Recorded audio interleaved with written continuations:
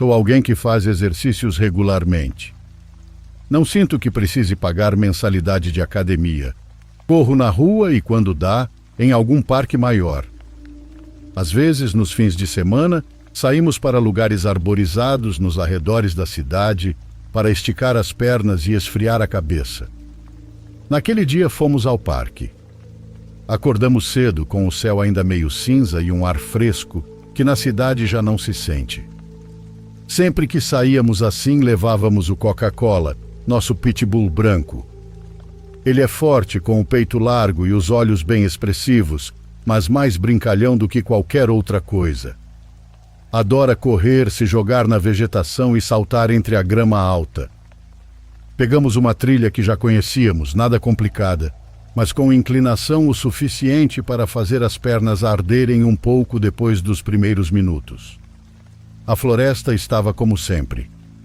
Com o chão úmido, as folhas molhadas, com cheiro de madeira e o céu completamente branco por causa da neblina que desce em rajadas sem aviso prévio.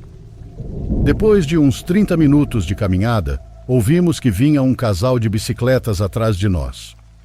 O Coca sempre deixamos solto, mas com focinheira, para não incomodar ninguém. É um cachorro muito sociável, mas a gente sabe como as pessoas se assustam só de olhar para ele. Os ciclistas nos alcançaram e desceram de suas bicicletas para nos ultrapassar caminhando. Um homem e uma mulher mais ou menos da nossa idade, gente boa. Isso se aprecia, são os bons modos de um ciclista. Eles pararam quando o Coca se aproximou deles. Eu disse que não se preocupassem, que ele estava com a focinheira bem presa. A moça até se agachou para acariciá-lo, e o Coca, como sempre, feliz por receber atenção. Eles ficaram um tempo conversando. Disseram que tinham um cachorro igual que era um demônio quando filhote.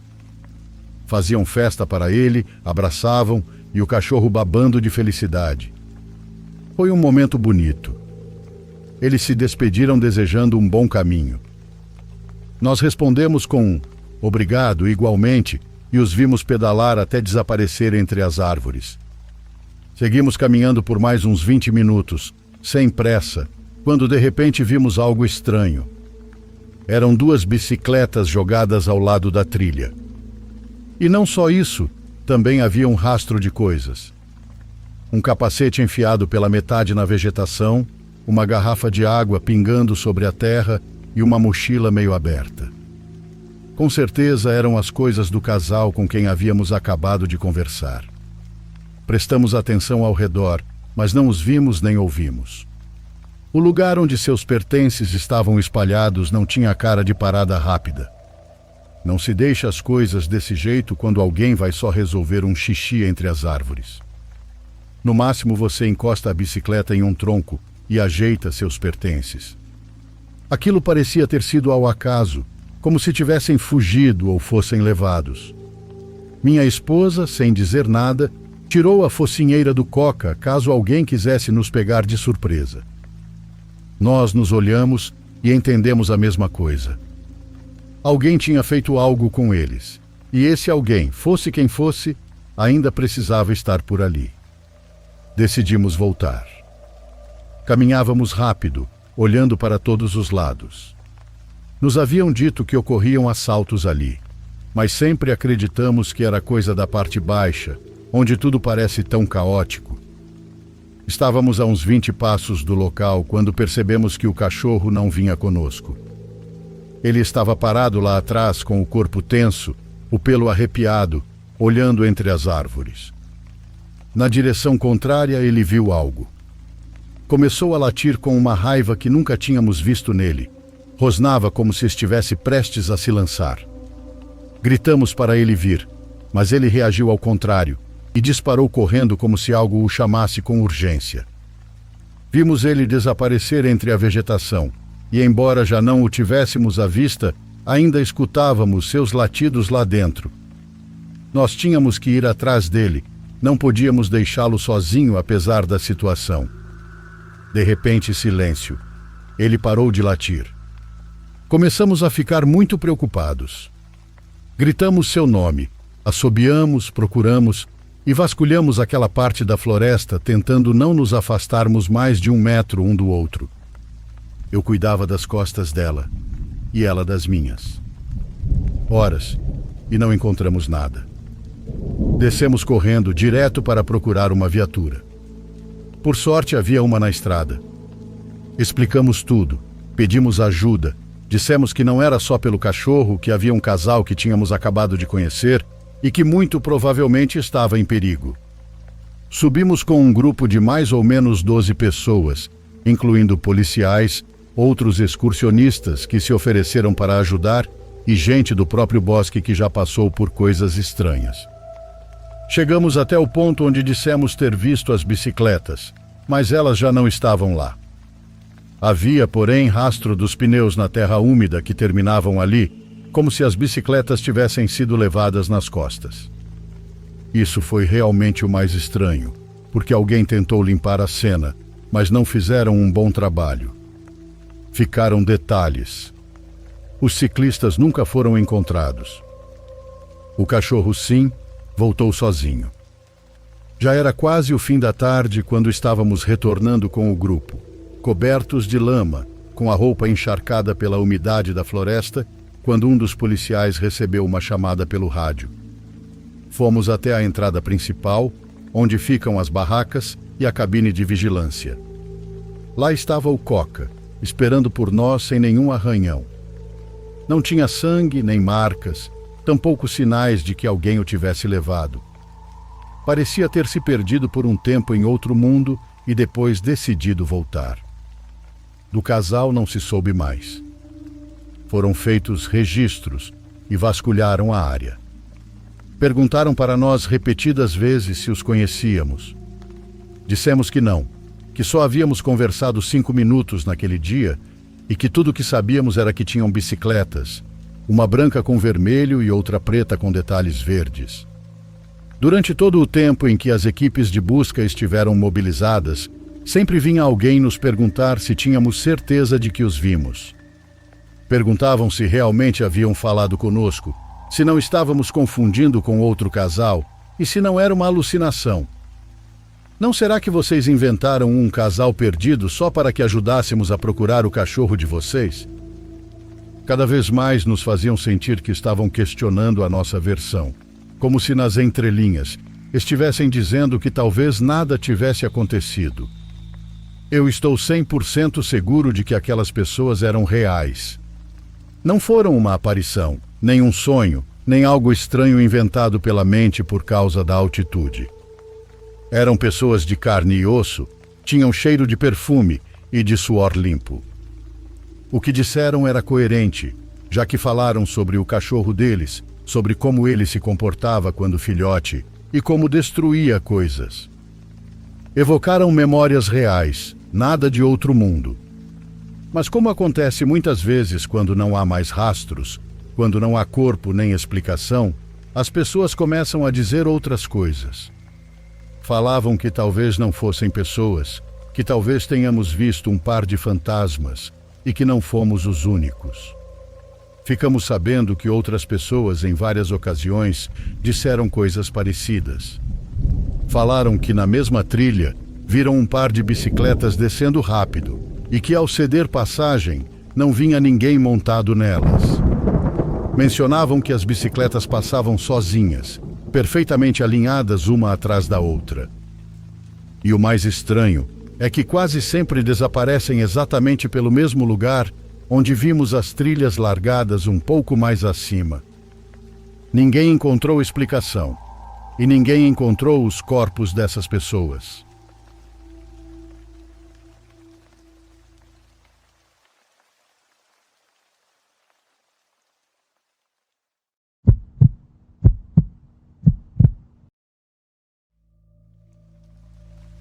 Irei compartilhar essa história de forma anônima.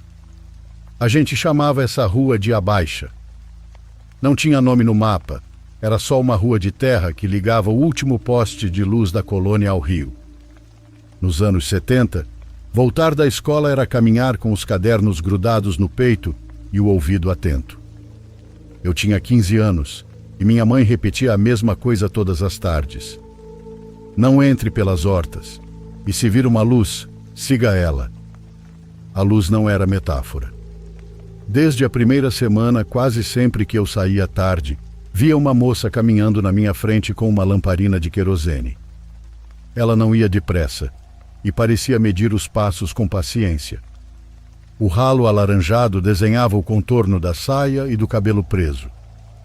Eu supunha que fosse de alguma casa por ali, talvez filha de comerciantes indo buscar o pai. Nunca me esperou, mas só ela devia conhecer aquele caminho entre pedras e poças. O povoado cheirava a massa e lenha. A lamparina não tremia, era uma chama lenta e redonda. Eu não tinha medo, me sentia valente. A primeira vez que tentei alcançá-la foi numa quinta-feira. Chuviscava, e eu me apressei para não molhar os cadernos. A moça seguia 2 ou 3 passos adiante, como sempre. Acelerou comigo, e ainda assim não consegui chegar perto. Quanto mais eu esticava as pernas, mais a distância permanecia, como se houvesse um fio invisível entre nós. Desejei a ela boa noite, baixo. Nada. A lamparina continuou seu desenho manso sobre a terra. Minha mãe trabalhava passando roupa numa casa, e eu batia na porta com os nós dos dedos. Ela sabia que era eu pelo jeito. Naquela noite perguntei quem era a moça da lamparina. Ela me olhou estranho e respondeu: "Que moça?" "A que desce pela rua com o lampião. Ela sempre aparece ao entardecer." Minha mãe disse que não conhecia ninguém assim. Se fosse vizinha, já saberíamos. Depois do jantar, foi olhar pelo portão e não viu ninguém. Nunca mais perguntei. Há coisas que a gente guarda para não inquietar os mais velhos. As semanas viraram costume. Sempre que eu saía tarde, a lamparina aparecia. Eu seguia atrás no ritmo dela e comecei a gostar daquela companhia silenciosa. No fim de outubro, o pessoal da escola organizou uma reunião. Ficamos até às 9. Na volta, as risadas ficaram presas dentro da escola, pois do lado de fora só se ouvia os insetos. A moça da lamparina apareceu como sempre, mas naquela noite havia algo diferente. O cheiro de querosene estava mais forte, como se o vidro estivesse quente demais. A chama, porém, estava mais baixa, inclinada para o lado. Na metade do caminho, ao cruzar a curva onde a rua encontrava a estrada, ouvi um motor. Antes longe, depois bem perto. Um carro vinha rápido, sem faróis ligados. Juro que naquele segundo, a moça da lamparina parou. A luz rala virou um círculo imóvel. Fiquei rígida, sem saber se corria para o mato ou ficava no meio da estrada. Então a chama subiu 2 dedos, alaranjada, viva, e a luz se inclinou para a beira. Um gesto mínimo, mas claro. Por aqui. Dei 2 passos para o lado indicado e senti o calor do vidro no rosto, embora ela estivesse a 3 metros. O carro passou colado com o metal vibrando como baixo de festa. Um homem gritou algo e sumiram ribanceira abaixo. O ar cheirava a gasolina. Quando me recuperei, a lamparina apenas voltou a caminhar, mansa, como se nada tivesse acontecido. Não contei a ninguém. Uma história assim vira fofoca ou piada, e eu precisava que fosse só minha. Em março, minha mãe pediu que eu a acompanhasse até a casa de uma comadre, do outro lado do bairro. Na volta, fez um desvio sem explicar. Entramos numa casa que eu não conhecia, com piso de mosaico, e um retrato antigo pendurado na sala. A senhora trouxe um álbum e começou a mostrar fotos fora de ordem. Percebi que procurava algo. Minha mãe passava as páginas com a ponta do dedo, até que parou. Colocou a mão sobre uma foto com cuidado, como quem toca um machucado. "Olha", disse. "É sua tia." Eu nem sabia que tinha uma tia.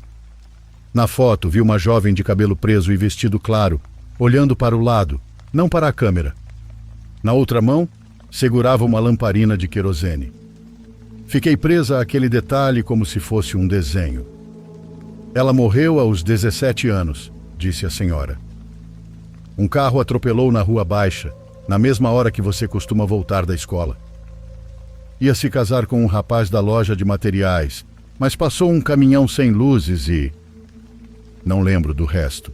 Lembro da lamparina na foto, o brilho laranja no vidro e o cheiro inesperado de querosene naquela sala limpa. Naquela noite, ao chegar em casa, minha mãe e eu não falamos. Ela me serviu café com pão, como se eu estivesse com frio. Ao deixar a xícara, disse sem me olhar: às vezes Deus empresta os que partiram para cuidarem dos que ainda não entendem. Eu não sou mulher de igreja e tampouco sou tonta. Só assenti. A notícia não comeu nada, mas mudou tudo. Na vez seguinte em que precisei sair tarde, procurei a luz pelo canto do olho e ela não apareceu. Caminhei devagar, com o desejo ridículo de que algo extraordinário obedecesse um capricho. Na metade da rua baixa, uma brisa trouxe cheiro de querosene. Não havia lamparina. Não havia moça. Havia uma segurança nova nos meus passos, como se me tivessem emprestado os olhos de outra. Os anos passaram, fui embora, trabalhei e tive um filho. Voltei quando minha mãe adoeceu. Numa noite de julho, desci sozinha para comprar remédios. Era tarde, e eu só pensava na lista. Ao chegar à curva, ouvi motor outra vez. Hoje os carros são obrigados a ligar o farol, mas também têm pressa. O facho apareceu de longe e veio em minha direção como quem se acha dono da noite. Não soube se corria ou se ficava firme. Foi quando senti o cheiro de querosene. Não forte, mas uma nota mínima. Meus braços se arrepiaram. À frente, a 3 passos, acendeu-se uma luz que não deveria estar ali. Uma chama redonda e firme, desenhando o contorno de uma lamparina de vidro. Sem corpo, sem mão. Vi a lamparina se inclinar para a beira. Obedeci e o carro passou tão perto que o vento bagunçou meu cabelo. O motorista nem reduziu a velocidade, e se tivesse me pegado, tinha virado paçoca. A lamparina voltou à posição normal e caminhou alguns metros adiante, deixando rastros de luz na poeira. Eu a segui. Não durou nem 2 esquinas e cheguei à farmácia com o coração feito tambor. Na saída, o céu estava limpo e sem lua. No caminho de volta, não houve lamparina. Minha mãe faleceu no ano seguinte. A velamos na sala, bem no lugarzinho que ela gostava de ficar. Envio esta história porque agora sou eu quem observa da porta quando as meninas do bairro voltam tarde. Às vezes elas parecem querer companhia, mas aprendem a sentir a noite. Já contei sobre a lamparina a 2 ou 3 pessoas, aquelas que perguntam com os olhos. Gosto de contar sem enfeites. Não sou dona do que aconteceu, apenas mensageira disso tudo. Perguntam se não me assustou descobrir que a moça podia ser minha tia. E não, senti uma tristeza alegre. É estranho dizer assim, mas é exatamente isso.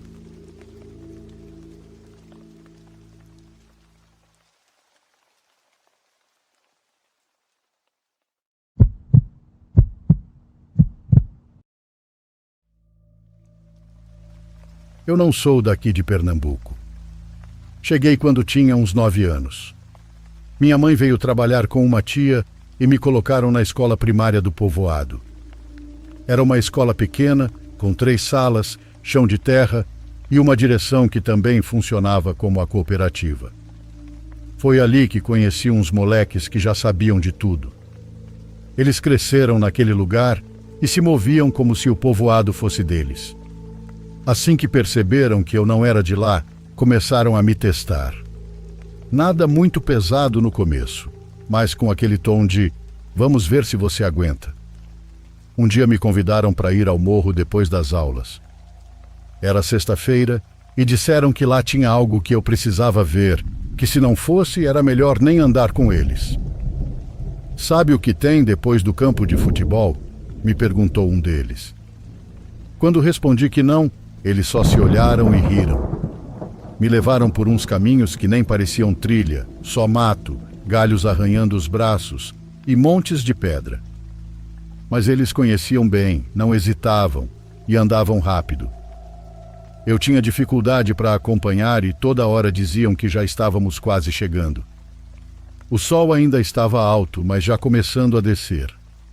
Eram umas 5 da tarde, e embora não parecesse tão longe, chegou um momento em que já não se ouvia nada da escola, só nossas pisadas e o som das árvores se mexendo. Eles não sabiam explicar direito o que íamos ver, só diziam: "Vai te dar medo."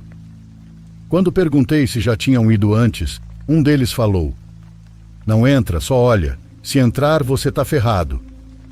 O lugar ficava dentro da mata. O chão era plano, seco, cheio de folhas e galhos finos.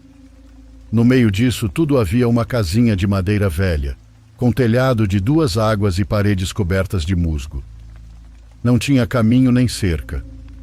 Embora parecesse que ninguém ia lá há anos, também não parecia abandonada. As janelas estavam mal fechadas e dava para ver lá dentro. Foi então que eu vi um homem sentado numa cadeira no centro do cômodo. Ele não se mexia. Não tinha nada ao redor, sem mesa, sem cama, sem utensílios. Só ele sentado ereto, com os braços apoiados nas coxas e um saco de estopa cobrindo a cabeça. Naquele momento pensei que fosse um espantalho para assustar, mas talvez não pássaros, e sim crianças curiosas. Um dos moleques segurou meu ombro e disse em voz baixa: "Não faz barulho." Outro se aproximou pelo outro lado e sussurrou: "Dizem que se ele acorda, levanta e te ataca." Eu não disse nada, só engoli seco. Não sabia se acreditava neles, mas também não quis tirar a prova. Contornamos a cabana com cuidado, pisando devagar. Eles me levaram até os fundos. Ali estava a porta de madeira grossa, com 3 cadeados um sobre o outro e uma corrente enrolada, como se fosse uma armadilha. Ninguém morava ali. Ninguém ia àquele lugar. E ainda assim alguém tinha trancado aquela porta como se houvesse algo lá dentro que não deveria sair. Pense nisso por alguns instantes. No meio de uma mata sem caminho, sem gente, quem faria uma coisa dessas? Quem colocaria cadeados e correntes numa cabana perdida onde ninguém passa? Lhe dou 2 segundos para pensar e me diga, o que estavam tentando manter preso ali dentro? Voltamos à cabana uma segunda vez, mas dessa vez à noite. Não porque queríamos. Aquelas mesmas garotas nos obrigaram, a mim e a mais 2 que também eram novos. Nos acordaram à meia-noite jogando pedras na janela e quando saímos só disseram: "Vamos ver se vocês são cabra-machos mesmo." Ninguém queria ir, mas eles já estavam caminhando. Disseram que se não fôssemos, nem adiantava falar com eles depois. O caminho era o mesmo, mas não parecia igual. À noite, aquele mato parecia outro lugar. Tudo estava mais fechado e mais quieto. Não se ouviam os grilos nem os cachorros do povoado, só o estalo seco dos galhos sob nossos pés e a barulheira das nossas próprias respirações. Eles iam na frente, firmes, como se nada desse medo neles. Eu ia no meio, iluminando com uma lanterna que mal funcionava. Cada vez que mexia a luz, via sombras que pareciam galhos com forma de dedos, pedras como rostos e de vez em quando bichos enormes correndo. Demoramos menos para chegar, mas pareceu 1 hora. Quando vimos a cabana, todos paramos. Ela estava acesa por dentro. De longe dava para ver a luz alaranjada das velas filtrando pelas janelas entreabertas. Ninguém disse nada, mas ninguém queria se aproximar. "Bora", disseram eles. "Vieram até aqui, né? Então termina a aposta." Nos empurraram e caminhamos devagar. Quando chegamos à janela, todos vimos. Lá dentro, as velas estavam distribuídas pelo chão formando um tipo de círculo, e o homem continuava na mesma cadeira. Só que agora não tinha o saco na cabeça. Vimos o rosto dele. Não posso te dizer que era um rosto normal. Tinha algo errado. A pele era esticada, como se tivessem puxado para trás e amarrado atrás do crânio. Não tinha sobrancelhas. Os olhos estavam completamente abertos, secos, como se não piscasse há semanas. E a boca era fechada com alguma coisa, como fio, arame, não sei. Ele não se movia, mas o olhar estava vivo. Juro. Saímos correndo. Não aguentamos ficar nem 10 segundos ali. Cada um correu para um lado e nos perdemos.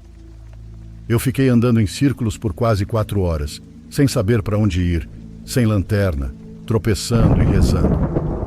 Antes de amanhecer, por sorte encontrei a cerca do curral da minha tia e pulei por ali. Cheguei todo arranhado, cheio de terra. E pronto, a história acabou. Ou não, porque faz umas 3 semanas ouvi um relato aqui no canal. Me deixou gelado. Se chamava O Patrão. Era contado por alguém de outro estado, mas quando ouvi, soube que falavam da mesma coisa. Como sei disso? Porque na porta que vimos da primeira vez entre os cadeados, tinha uma frase entalhada com canivete. Não perturbe o sono do patrão. É muita coincidência ser a mesma coisa.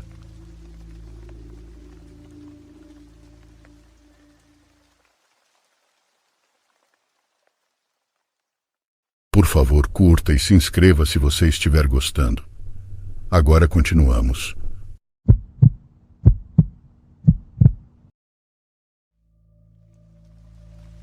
Alguns anos atrás fomos acampar na represa. Éramos 4 casais e 3 amigos foram sozinhos, todos mais ou menos com 25 anos de idade. O plano surgiu rápido. Alguém comentou que fazia tempo que a gente não saía num fim de semana, que lá era tranquilo e que dava para acampar sem problema. A represa fica a uns 50 minutos de onde moramos. É um daqueles lugares onde as pessoas vão passar o dia fazendo churrasco, nadar, e alguns acabam dormindo lá mesmo. Ao lado de onde ficam as churrasqueiras, há uma trilha de terra que segue mais para dentro, e é por ali que o pessoal costuma acampar. Quando chegamos, ainda havia algumas famílias nas churrasqueiras, mas já estavam recolhendo tudo. Alguns estavam apagando o carvão, outros guardando os coolers. Mais ao longe, do outro lado da água, dava para ver alguns pescadores, mas só isso. Já dava para perceber que o lugar estava ficando vazio. No caminho até a área de camping, Letícia, que na época era minha namorada e hoje é minha esposa, sorria quando eu olhava para ela, mas dava para notar que estava desconfortável com o lugar tão deserto. Não era medo exatamente, era mais aquela sensação estranha de estar num lugar vazio. Uns 400 metros à frente, quando vimos o acampamento das garotas, ela pareceu relaxar. Encontramos um grupo de 6 mulheres, já instaladas perto da água. Tinham montado suas barracas direitinho e estavam com 2 cachorros grandes, presos com cordas grossas. Assim que nos viram, um dos cachorros começou a latir, e as meninas mandaram ele se acalmar. Letícia, em vez de se assustar, relaxou ainda mais. Chegou a comentar que era ótimo elas terem levado cachorros, que assim estariam mais seguras. A gente pretendia acampar justamente naquele espaço onde elas estavam, mas como já estava ocupado, decidimos seguir mais adiante pela mesma trilha. Não queríamos incomodá-las. Além disso, estávamos em outro clima. Levamos caixa de som, íamos acender fogueira, beber e ficar acordados até tarde. Elas, por outro lado, pareciam querer descansar ou ter uma noite sossegada. Uns 200 metros à frente o terreno abriu de novo, plano e com vista para a água. Foi ali que decidimos montar acampamento, estacionamos e começamos a descarregar as coisas. As barracas, os coolers e a lenha. O chão estava úmido e afundava um pouco, então colocamos pedras por baixo para o piso das barracas não molhar. Enquanto uns montavam as tendas, outros juntavam galhos e acendiam o carvão. Tinha todo aquele clima de fim de semana, com cheiro de lenha queimando, risadas, e o ritual de todos abrirem a primeira lata de cerveja ao mesmo tempo. Ao longe, de vez em quando, dava para ouvir os cachorros das meninas, mas já bem mais distante. Quando terminamos de montar tudo, o céu já estava ficando meio violeta. Tínhamos macarrão instantâneo, vários de nós já estávamos alegres com a bebida, passando o celular com música de mão em mão e dançando. Muita coisa aconteceu naquela noite, muita mesmo, mas nada a ver com o que viria depois, por volta das 2 da manhã. A maioria já tinha ido dormir, restaram na fogueira só os homens e a namorada do Juan. A verdade é que, tirando ela, todos nós já estávamos bem bêbados, felizes e cantando alto. De vez em quando o fogo diminuía, mas sempre tinha alguém que jogava um pedaço de lenha ou um monte de folhas secas para avivar. O celular ficava em cima de uma pedra, com a música ecoando nas árvores. De repente ouvimos gritos. Ficamos petrificados. Eram gritos de mulheres e vinham de perto do lado onde elas acampavam. Os cachorros não latiam, só rosnavam, e os gritos não eram de susto passageiro, eram de puro medo. Letícia saiu da barraca num pulo e gritou que a gente precisava ir. Claro que precisávamos.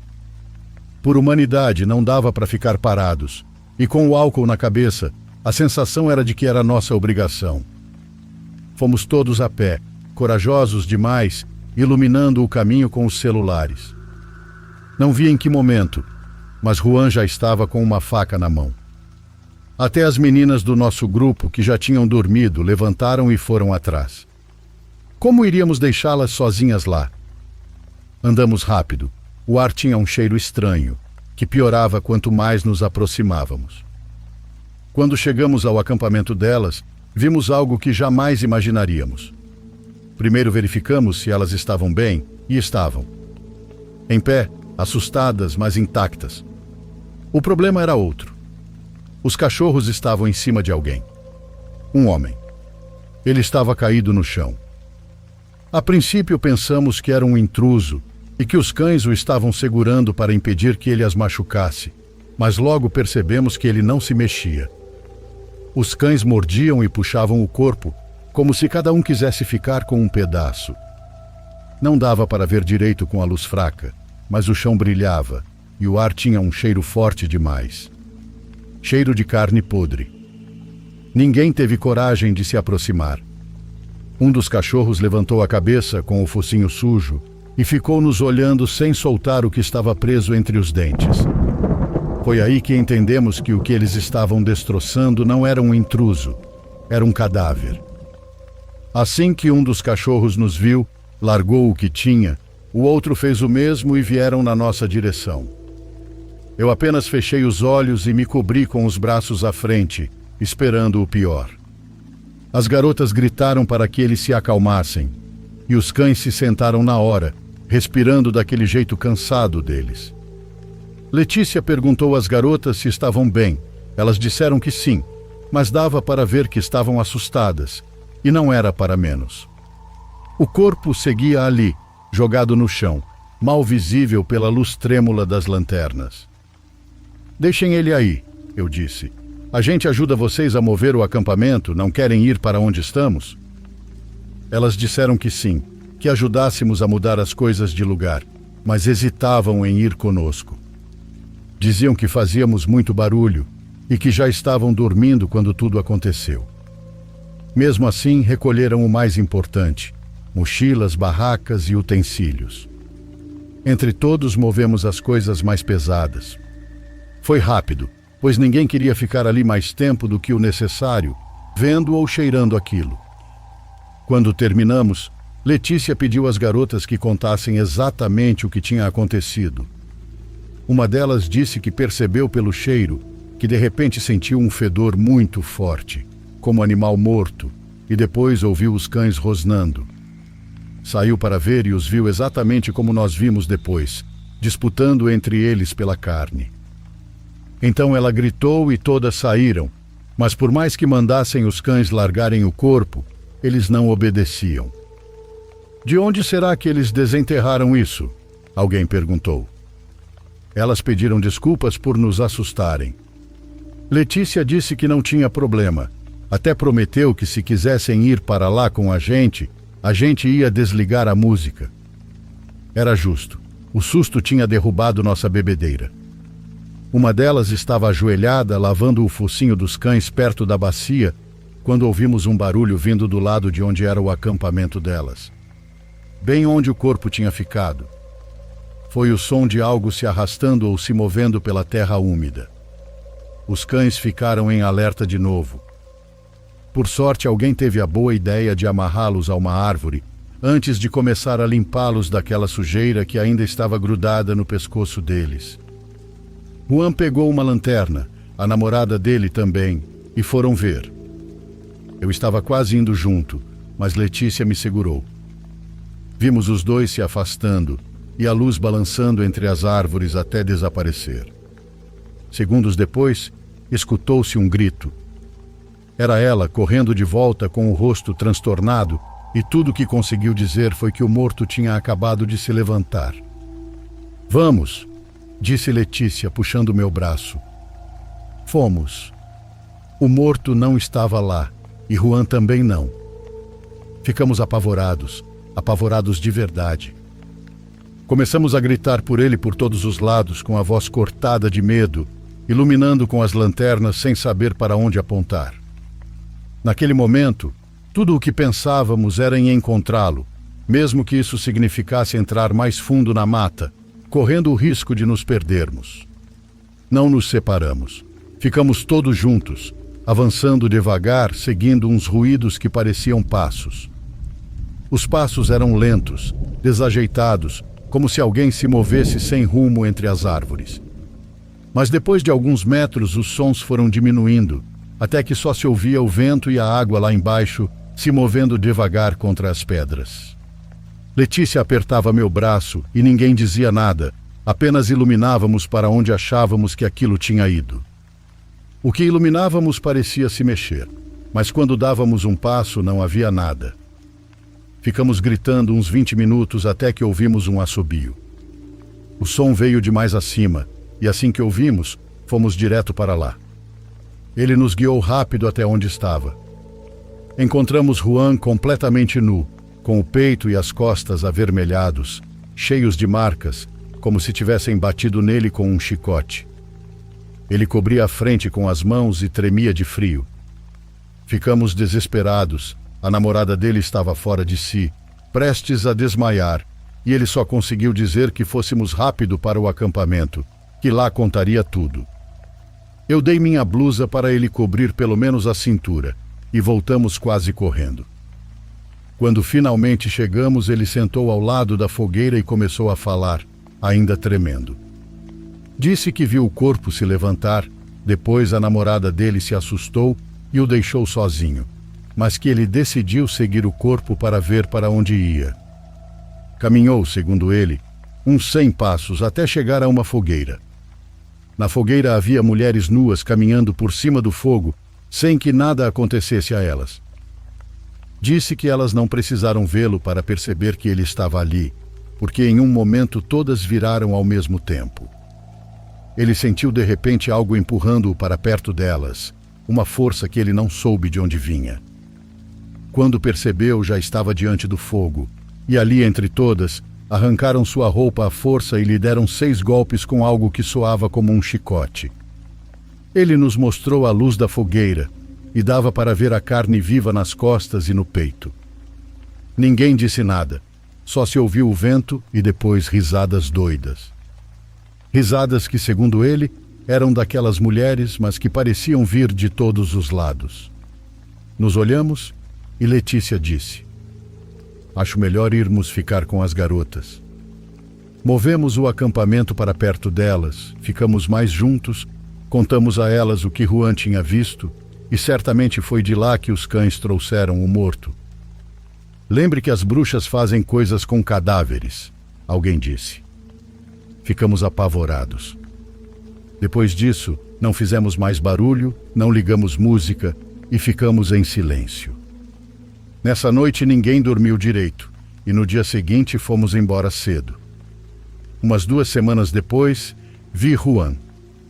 Estávamos reunidos apenas homens e ele nos mostrou que as feridas já estavam cicatrizando. Pediu que não disséssemos nada à namorada e, sem rir, nos contou que as mulheres tinham dito algo antes de deixá-lo ir. Que tinham lhe dado um golpe de chicote para cada vez que ele tinha sido infiel. Bom, é esse meu relato e mesmo que poucos acreditem, quis contar mesmo assim. Não é uma história muito assustadora para quem ouve de fora, mas para mim é uma das coisas que nunca irei esquecer.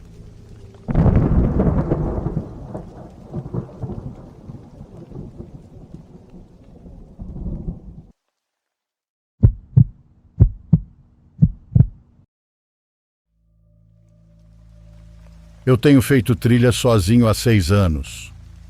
Tenho confiança suficiente na natureza para não precisar mais seguir apenas as trilhas principais, o que provavelmente foi o que me colocou nessa situação em primeiro lugar. Isso aconteceu em outubro passado, na Floresta Nacional de Monongahela, na Virgínia Ocidental.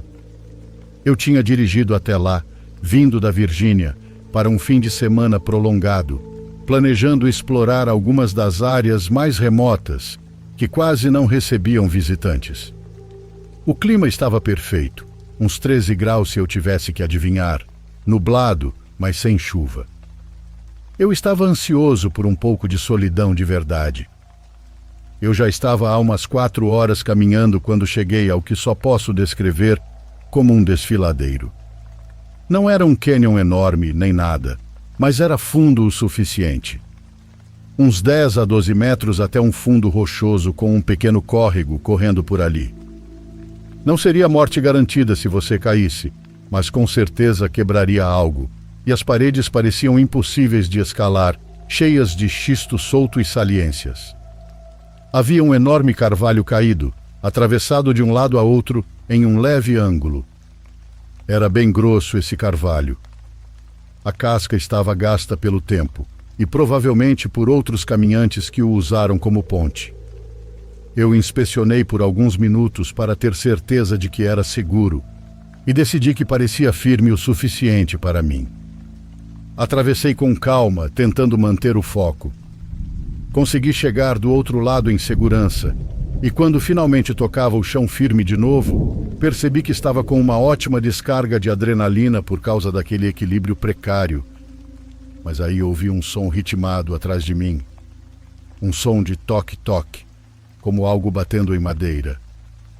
Virei e vi um cara do outro lado do desfiladeiro, talvez uns 3 metros de onde o tronco encostava na margem. Ele era mais velho, definitivamente nos seus 50 anos, vestia uma jaqueta camuflada velha e um jeans igualmente surrado. Tinha também uma barba mal feita que o fazia parecer um lenhador estereotipado. Demorou um segundo para eu perceber o que ele segurava. Era um machado. Um machado de tamanho normal. Talvez ele realmente fosse um lenhador, mas eu não conseguia pensar direito. Ainda estava em choque por causa da visão. Ele caminhou até a base da árvore e começou a bater nela com o machado. Eu gritei perguntando o que diabos ele estava fazendo. Ele nem olhou para mim, só continuou balançando o machado. Para meu horror, eu vi um dos golpes acertar mais fundo do que os outros. O tronco balançou levemente. Gritei mais alto, mandando ele parar, dizendo que eu tinha acabado de atravessar por ali. Foi aí que me deu um estalo. Talvez ele já soubesse disso e estava tentando me deixar preso do lado de cá. Ele não dava sinal de parar, então comecei a xingar ele, falando coisas que nem faziam sentido. Por fim, eu gritei que precisaria voltar para o outro lado, e aí ele finalmente olhou para mim e disse: "Esse não é meu problema." Ele disse aquilo como se eu tivesse perguntado sobre o clima. Não sei porquê, mas o jeito casual dele me enfureceu, e eu admito que perdi a cabeça um pouco. Comecei a gritar mesmo, dizendo coisas bem pesadas. Em retrospecto, provavelmente não foi uma decisão inteligente. Não lembro exatamente o que eu disse, mas alguma coisa bateu fundo nele, porque ele parou de golpear de repente. Ele deixou o machado no chão e deu alguns passos até a beira do desfiladeiro. Consegui ver o rosto dele com mais clareza. Não era uma visão agradável. Os olhos eram fundos, escuros até, como se a pele ao redor fosse mais escura também, se é que isso faz sentido. Ele se inclinou sobre a borda e disse algo que jamais vou esquecer. "Eu conheço essas matas muito melhor do que você." Algo no jeito que ele falou aquilo me gelou por dentro. Não era uma ameaça evidente, mas era dito com tanta certeza como se ele estivesse apenas afirmando um fato que eu seria idiota em contestar. Ficamos nos encarando por um tempo que pareceu uma eternidade. Então ele pegou o machado, virou de costas e sumiu entre as árvores. Eu não disse mais nada. O que haveria para dizer? Fiquei ali parado, tentando processar o que tinha acabado de acontecer. O tronco ainda estava preso, mas eu percebia que não estava firme. A base do lado dele estava rachada. Eu queria atravessar de volta na mesma hora, mas não ia apostar meu peso naquele tronco mais. Peguei o celular, mas estava sem sinal nenhum. Decidi encurtar a trilha. Eu estava com raiva, claro, mas também genuinamente assustado. Qualquer um no meu lugar estaria. Algo naquele encontro tinha um peso errado. Algo que eu não sabia explicar. Comecei a seguir o curso do córrego para baixo, imaginando que encontraria outro ponto de travessia que me levasse de volta na direção de onde eu tinha vindo. Mas estava redondamente enganado. Caminhei por, sei lá, 1 hora, e o desfiladeiro só ficava mais profundo. Tinha certeza de que a distância entre as margens estava aumentando também. Toda curva que eu fazia revelava mais terreno impossível de atravessar. Para piorar, o sol estava descendo. Comecei a entrar em pânico. Estava escurecendo, eu estava a quilômetros do carro e andando na direção contrária. Comecei a considerar seriamente se teria que descer lá embaixo e subir do outro lado, por mais insano que isso parecesse. Foi aí que encontrei o que parecia ser um acampamento. Numa clareira, havia um círculo de pedras onde o fogo parecia ter sido usado recentemente. No início, fiquei aliviado, imaginando que talvez houvesse outro campista que pudesse me ajudar. Mas quanto mais eu olhava em volta, mais errada a coisa parecia. Percebi que as árvores próximas tinham entalhes estranhos nelas. Não eram iniciais ou algo reconhecível, eram cortes profundos e símbolos bizarros. Também tinha objetos espalhados pelo chão, como ferramentas enferrujadas, pedaços de pano amarrados a galhos e o que pareciam ossos de animais dispostos em padrões. Foi assustador. Assim que vi aquilo, saí dali correndo. Já estava o dobro do assustado que estava 2 minutos antes, o que era impressionante por si só.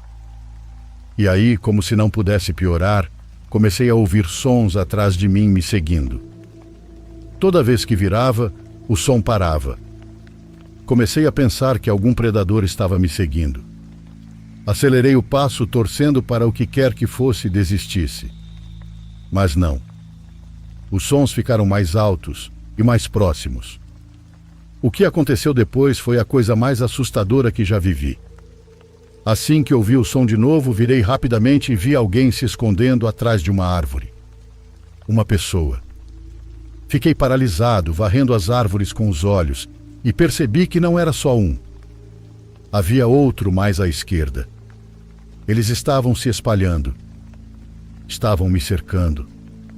Não sei o que me fez perceber que tinham desistido de se esconder, mas de repente dava para ouvi-los se movendo abertamente. Vi um objeto cilíndrico na mão de um deles, tipo um cano ou algo assim. Foi o suficiente. Comecei a correr, e o que eu temia aconteceu. Começaram a me perseguir sem tentar ser discretos. Não dá para explicar o terror. Eu não sabia nem o que queriam. Estava no meio da floresta, perdido com o sol desaparecendo. Era como estar num pesadelo. Corri mais rápido do que nunca, e um deles começou a gritar. Não palavras, e sim um grito de guerra. De arrepiar.